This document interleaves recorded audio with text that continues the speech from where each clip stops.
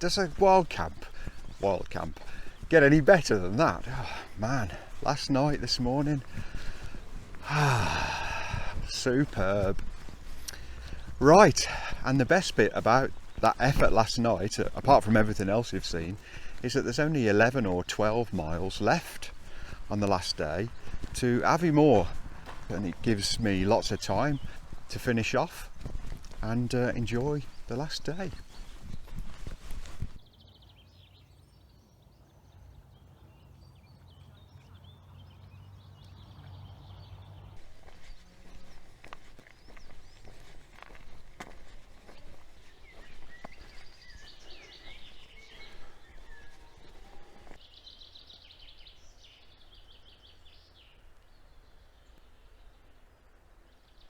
So I'm in the last 10 miles of the East Highland Way, and I've seen one hiker doing the way, that's all, in either direction, and it just so happens that we keep overlapping with one another. It's a French guy called Augustin.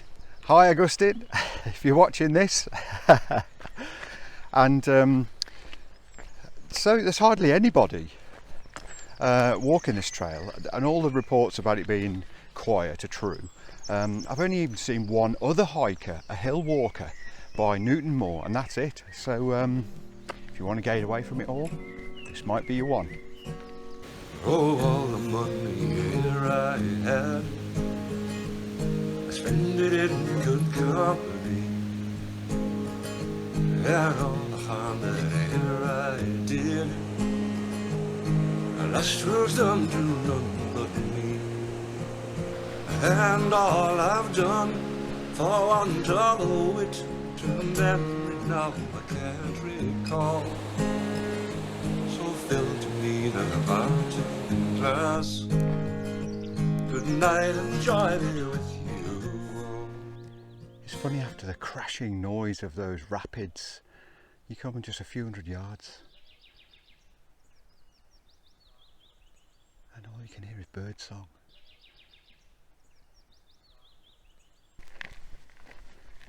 Into another forestry section and left here.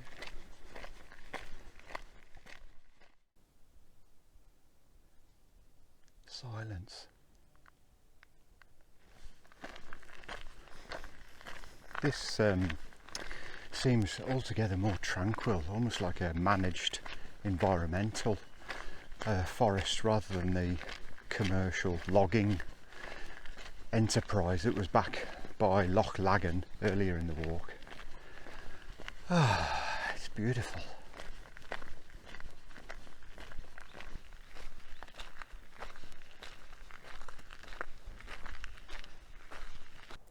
Oh, it's a gorgeous day. It's lovely and warm, and this might look like fly tipping, but it's not. I'm just drying all my kit out from last night. Everything got soaked with condensation next to the loch, and what a beautiful private warm sun trap to dry everything off for half an hour. So time for a break.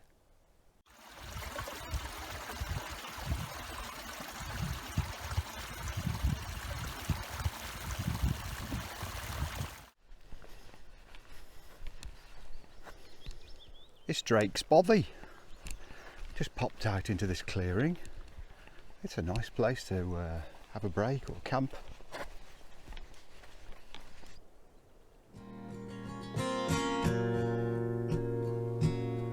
Oh, all the comrades that I have, they are sorry for my going away, and all the sweethearts that I love, they would wish me one more day to stay. But since it falls unto my lot that I should rise and you should not, I gently rise and softly call. Good night and joy be with you all. It's Loch Insh, and the path goes round the left hand shore as we're looking, all the way along to the other end, I think.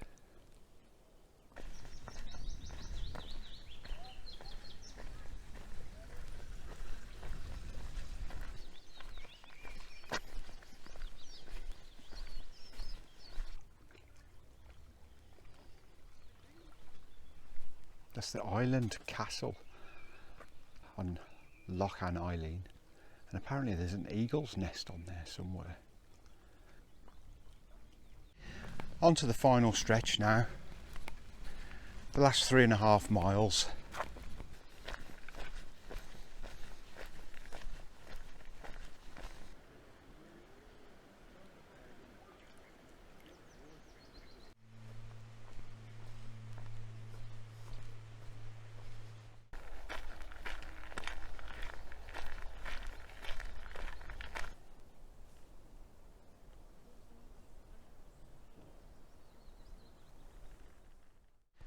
There are lots more people around now, families and day walkers, cyclists and stuff. I've just seen another hiker though, a rarity, who'd have thought it in Scotland.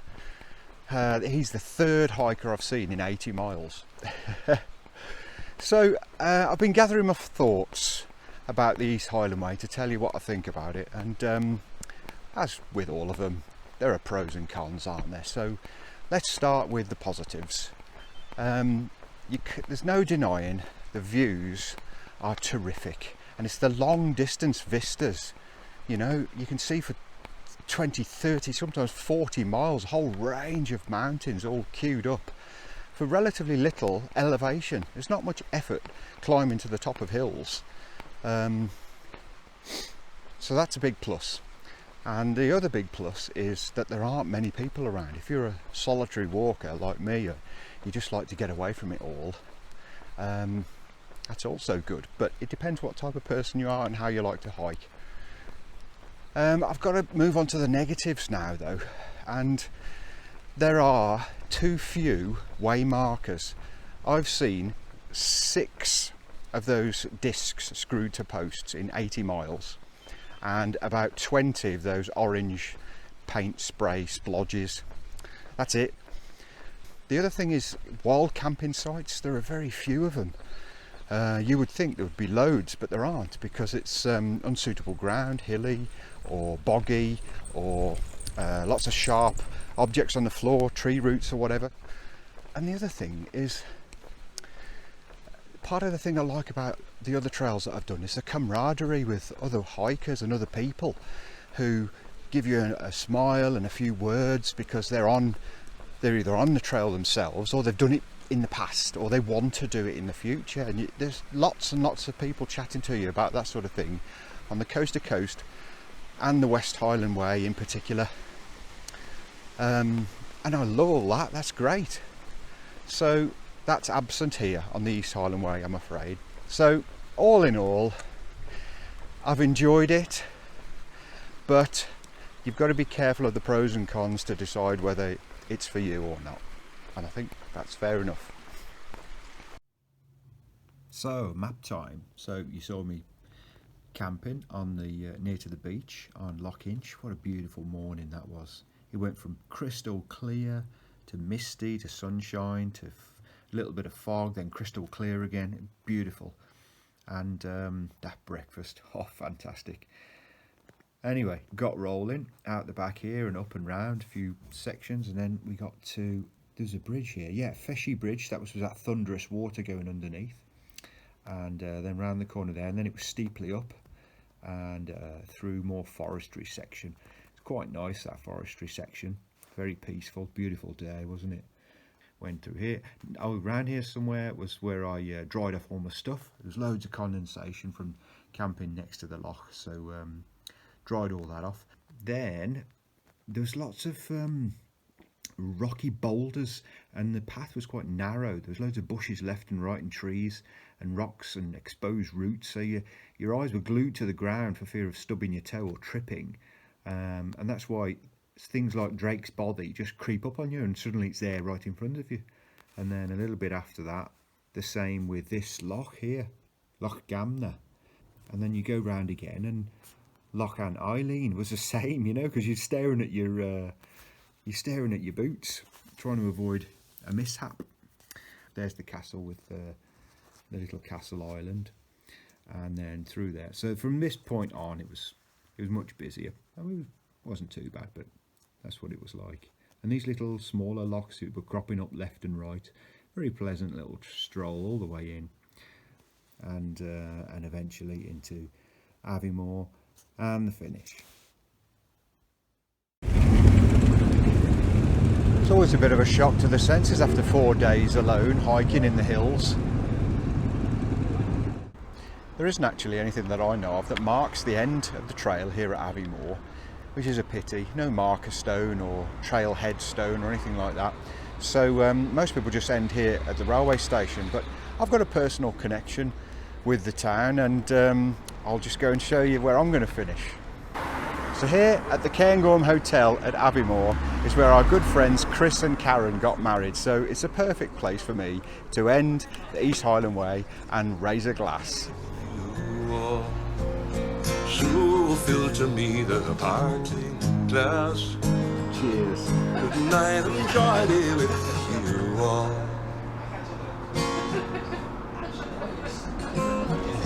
That's always good. With you all.